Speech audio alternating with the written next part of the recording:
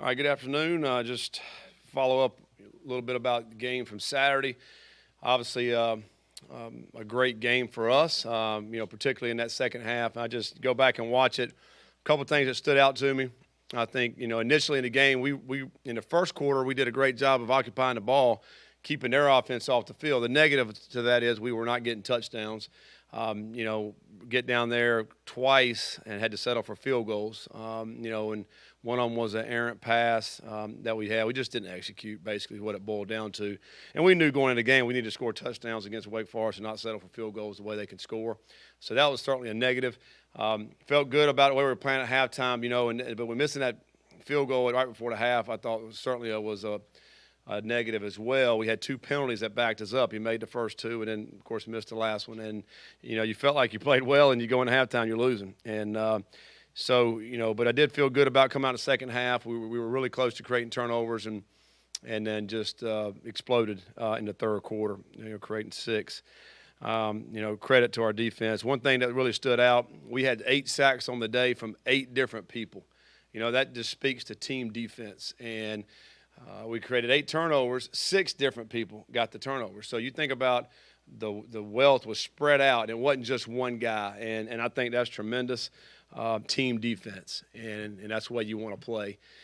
And I thought our guys our defensive staff did a phenomenal job last week putting together a game plan to slow down Wake Forest. We talked about how good their offense was. Sam Hartman's had an incredible career so far, but in order to beat Wake, if you go back and look, and I mentioned this last Tuesday, you have to turn them over, and that's the difference in the game. And we frustrated him and got to him, and the guys made just some great plays. And so credit to our defensive staff and our players for really buying into that and playing great. And then offensively, I thought, we did enough good things. Tyon, was good to have him back this week and, getting over 100 yards and on 11 carries. Did a great job with that. And had some fun in the passing game, hitting a couple of, deceptive plays. One to Marshawn down to the 1, and then Braden Smith. That play was beautiful as well. So just overall, man, just great for our guys. And, I tell you what, we didn't have a full house in the stadium by any means, but the people that were there were awesome. It was loud. It was, it's particularly that third quarter, and we just kind of fed off of that, and that momentum just kept going. And that was tremendous to be able to let the guys storm the field there at the end of the game. That was awesome, and it's what college football is all about. And games like that, those students I know will remember that. For the rest of their lives. I know our players will. Games like that, you beat a number 10 team in the country. So there's a lot of great memories out here on Saturday. We got to put that one to bed. We got a great football team coming in here with James Madison, a really good team. Looking at the schedule of preseason, I'm thinking, man, this is a bad game to have. If you're going to play a team with supposedly an FCS team, but now they're a Sun Belt team. They're made the move up, and they got 85 scholarships, and so.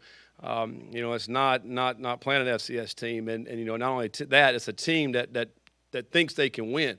It's a team that's won national championship, a team that competes for national championships, and to move into that Sun Belt is a little bit like when I was at App State, we did that same thing. We transitioned into the Sun Belt. Back then, we had to wait to get to 85. Now we're able to jump right into it, and that's a huge difference if you think about that with the transfers they've brought in, some really good players, and I think it starts with their quarterback. Came in from Colorado State, outstanding player. Great size, close to 220 pounds, can run, can throw, very accurate. When things break down, he's able to go get first downs. He's a tremendous player. I think you can see when they didn't play as well offensively against Marshall, he was not playing. That's a big difference right there when he's in the football game. And then I think defensively, they're one of the top defenses in the country.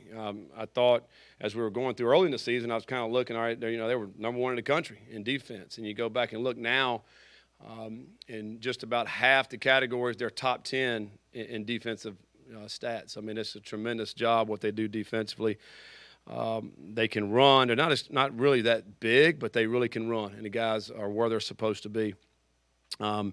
So we got work cut out for us. We got to have a great week of practice this week to get ready for this team, and because this team is certainly capable of coming here and winning this game if we don't play well. There's no question about it. So, with that, I'll open up questions.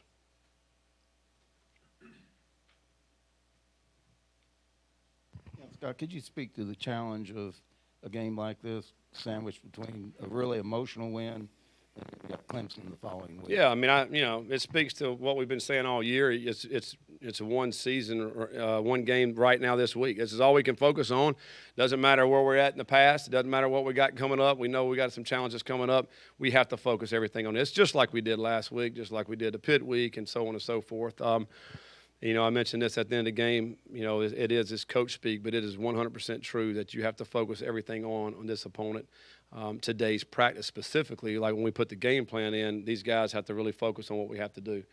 You can't do anything else other than that. If you start thinking about other things and this and that, then you're not focusing. You're not getting better today of what we have to do. So it's all about this focus. Is that not difficult? I mean, how do you approach that? Yeah, well, I mean, we just we talk about it because obviously we had a big win and you're coming off of that. So we talk about that. We celebrated that on Saturday night, and we came in here Sunday and we met on it. Put that game to bed, and then we moved on to James Madison. So all day yesterday has been James Madison. Obviously today, that's all we're talking about. We're not talking about anything we've done this year. Some teams in college football find three of the easiest teams they can find. You get two, UCF and USF, and then James Madison and Signetti family. What's your philosophy, and who scheduled this game? Yep. It wasn't me, I promise you that. I mean, you'd love to have in my opinion, an FCS game right here where you can, go out and you still have to play well, and you want to play well, but you also can hopefully play a lot of guys. It's been a philosophy in the SEC. Normally in late November, they're going to play an FCS team before they play that last game, regular season game. And so I don't mind having a game in this part of the schedule like this, but you certainly would like for it to be a team that's an FCS team or maybe not as many scholarships or whatever, so we can play a lot of players and maybe heal some guys. You get to a point in the season like this, man, everybody's beat up a little bit, every team. And I think it would help in order to have somebody like that. But, man, there's not with this team. I mean, this team's a really good team. It's amazing. I can't believe they're an FCS team. It really doesn't look like it at all. They're stacked right up there. They're competing in the Sun Belt now. And, with teams like, Georgia Southern and Marshall, we've seen what the Sun Belt has done. I mean, Marshall beat Notre Dame and Georgia Southern beat Nebraska, beat Texas A&M. I mean, it's a really good conference. Scott, Yasir mentioned after the last game that ahead of the Boston College game, they kind of treated BC that week as a joke, and then obviously that game ends up being what it was. And they kind of shifted their mentality after that. Even though you guys are taking a break from conference play, playing a group of five school, do you feel like your guys are still approaching this week with the same mentality that they had the last three games? Well, I hope so. I mean, I would like to think that because hopefully you've learned that you just can't show up in college football. If you try to go out there and show up, you're going to get beat. I mean, there's too many good coaches and too many good players on every team out there. And, this particular team has proven that. They were ranked, 25th in the country 2 weeks ago. So – you just try to show up, you're going to get beat, period. And I hope our guys, we got enough older guys on this team to know that they can't just show up. We got to go out here today. We'll be in full pads and we'll be going hard at practice. We're going to approach it as if this is our Super Bowl. We have to. We have to approach it that way. If you don't, you just kind of glide into it, you're going to get beat and you're going to get embarrassed, and it will not be good. Scott, kind of piggybacking off that, first of all, did you watch ACC Network on Saturday night? No, I didn't. I can't remember what I was doing. I was just trying to watch some football games, but hopefully we got a little mention in that telecast. Yeah, and then second, I'll kind of piggybacking off Matt. I guess what about this team, or what have you seen so far to give you confidence that there won't be that hangover factor from a big win like that? Well, I mean, I hope that they've found joy in going out and playing the way they've been playing the last few weeks, and want more of that. And I think, and if you ask our players, and I think they're going to tell you because of the prep that they put in throughout the week, it's the Tuesday, the Wednesday, the Thursday, the focus that we've had at practice is why we've performed that way, in my opinion. Because if you are cruising at practice, then you're not going to be able to have a great game. And so hopefully our leaders on this team have recognized that, and they're talking to the rest of the team to know, hey, we got to bring it today, and I think they will. Scott, you mentioned they're not one of the biggest defenses, but they're number one in rush defense. And that what do they do against the run that makes them so successful? Well, I think their defensive line is really active. They've got some guys there that they're decent size up front. Like their D tackles are 270 to 280, right in that range. Their defensive ends have some length, but they're real active with their hands. They have really good twitch inside. So you can watch them on film, and they're running around guards, running around centers, and penetrating in the backfield. Their linebackers are not big, 205, 210, but they're downhill. They can really run. And then they're going to play man in the back end. They're not scared to man you up and bring those safeties down as well. So there's going to be times you're going to have 9 guys in the box, and so you try to run. I mean, there's a lot of people there. You know, you're going to have to break some tackles if you want to get some yards. That's why they're so good in the run game. So they're coached well. There's where they're supposed to be. You know, you watch the film. There's not anything that's just given to you. And I think that's just a sign of a well-coached team. And these guys have really bought into it and playing at a high level. Now that you've kind of got defense has found some answers and doing some things well, what are some next steps for this team? What do you really want to see kind of turn up over these last few weeks, whether it's offensively or otherwise? Well, I just want to keep doing what we're doing. You know, we want to continue to create turnovers like we've been doing. That's huge. And, if you look at our games we've won, we've been awesome in the turnover margin. The games we haven't, not good. And I think that's been the big difference. Continue to play defensive football, not giving up the big play. That was our Achilles heel early in the year. We've played really good defense the last few weeks because we haven't done that. I think we're number 1 in the country in sacks. We got to continue to bring pressure. We got to continue to build off of that and keep the pressure on the offenses that we're playing. And then offensively, we got to find ways to get in the end zone. I've mentioned it a bunch this year. We haven't been a big play offense. We have some here and there and those type things, but we have to do a better job of trying to find ways to get in the end zone. And I think that's going to be big, obviously, as these next 4 games that we have to find ways to score touchdowns. We're going to be playing some really good defenses. We've already been playing them. You think about Pitt, and Virginia was a lot better defensively, and this team here, and so on and so forth, Clemson, Kentucky State. They're all really, really good on defense. We got to find ways to get in the end zone. What makes Tyon different from the other backs? It seems like when he's in there, he just gets a little more done. Yeah, I mean, he's got really good size, a lot of power. He's a little bit more under control, I think, when he's running. But he also has if he breaks the second level, he has the speed to take it. We saw that on the long run that he had. We saw it at Syracuse. He had a nice long run. His whole deal has just been dinged up. He hadn't been healthy. And so for him to be able to get out there and play, it was different to get him out there, and I thought that was awesome. Hopefully, he'll be ready to go again this week. He'll practice today and continue to get more and more healthy. I think will certainly help him. It'll help our offense. Scott, you mentioned the red zone problems. Probably not a simple thing, but is there a key to solving that problem, or what do you think? Well, I mean, I think it's trying to find, I'm always thinking about ways, all right, who's our playmakers, and try to find them, get them the ball. We have not been great at passing in the red zone, so we've relied a lot on the run down there, a lot with Malik when he's in the game. He, again, had two more touchdowns this weekend running the football. So if we can find some ways to throw the ball better in the red zone, I think that'll help us down there, and it'll make teams have to, be a little bit more honest in their coverage as opposed to stacking the box. So if we can do a little bit better with that, I think that'll really help us a lot in the throw game in the red zone. We'll ask you, about issues on here or there. There are probably things that wouldn't look like issues if you weren't playing teams as good as you're playing. Have you had a stretch of games as tough as maybe the last 6 that this team is playing this season? And how much has the competition kind of played into the improvement we're seeing right now? No, I've never had a schedule like this that I've been a part of. It's been a bunch of tremendous teams, a lot of teams. Most of the teams we've played this year have been ranked or are ranked at some point, and a lot of good teams, man. You just really have to you have to just focus so hard on everything that you're doing as coaches, but then as players as well. There's not any room for error. If you slip here, or if I'm a little bit lackadaisical here, it's going to be a touchdown we're giving up or a lost yardage play on offense.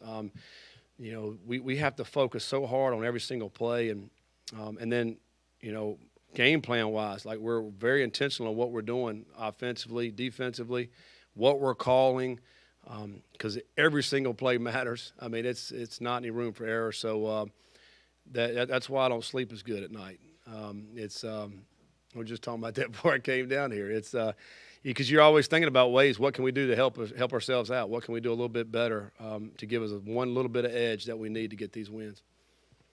Scott, it wasn't that long ago that the defense players, coaches alike was under fire around here. They've completely turned that around. What have you seen from the coaches and the players to get that done? Yeah, I mean, Brian Brown, all those guys, Coach Crime, D. Nick, Ivy, Coach G, Gaspo, they've done a tremendous job of continuing to find ways to get the right people in the right places on defense. I think that's been big. We have, you think about the secondary in particular. You think about what some of those guys we've done and how we've rotated some guys around in the secondary, moving Trey Clark to, the inside a little bit, covering like a number 2 receiver. That puts Quincy Riley on the outside. You got Brownlee in there. Griffin at safety. I mean, there's a lot of things we've tweaked a little bit on defense there that have really helped us. And I think, but our staff's done a great job with that. And then our players have really found their roles of what they do and what they do well. And that's really helped us out on defense. I mean, so we can hopefully continue to do what we've been doing on that side of the ball and continue to pressure these offenses because it's creating turnovers and therefore winning football games. Didn't seem like there were many injuries the other night. Are you pretty good besides Kandra? Yeah. Luke is actually progressing really well. He will be out again this week, but he's doing great. We came out of that game just some dings and bruises, but everybody's healthy. Everybody's good to go. There wasn't anyone that didn't go Sunday's practice. Some were a little limited, but so we're all good to go. When Trevor was in and out that couple weeks that he was injured, Michael played there. I think he played 3 spots the other night on the line, maybe 3 or 4. I think he played 4. 4. Yeah. How important has he been, and how good has Michael been this year? Man. Tremendous. He's number one, a great human being. Extremely intelligent, and for him to be able to come in and play all, right tackle, right guard, left tackle. He's playing everything but center. That's hard to do, particularly at a high level and against the people we're playing against. But he's very intelligent, smart, knows what's going on, knows what to do, and he's got really good fundamentals. He came in as a really good fundamental offensive lineman, which enabled him to play early, and now he's the most versatile lineman we have. And, whenever somebody goes down or gets dinged, then we're going to slide him right into that spot. I think he could be really, really good if we could just leave him somewhere. I mean, he could be really good. So maybe a little disservice to him, but he's a team guy, and, man, I'm glad he's on our team. Coach, a lot of momentum right now for the program, and these last couple of home games, you've had the opportunity to host a lot of big-time recruits. How has this momentum kind of transitioned over into the recruiting? Yeah, I mean, it's been huge. Obviously, I think we've the last 2 games for sure, we've hosted a tremendous amount of recruits that were committed and or thinking about coming here. We're in their top top 3 or 4 schools. So. Again, we're just continuing to try to recruit these guys to get them here. We know it's never over, even the ones that are committed to us. We got to continue to show how much they mean to us and our program. And, and I think, anytime you go out and you play well, they see that, and they see themselves, oh, man, I want to be a part of that, and I want to come in and be able to do that same thing. And, so I think just the better we can play and the more we can show what we have as a program, then we're going to get more and more recruits that can really help us. All right, thanks, guys.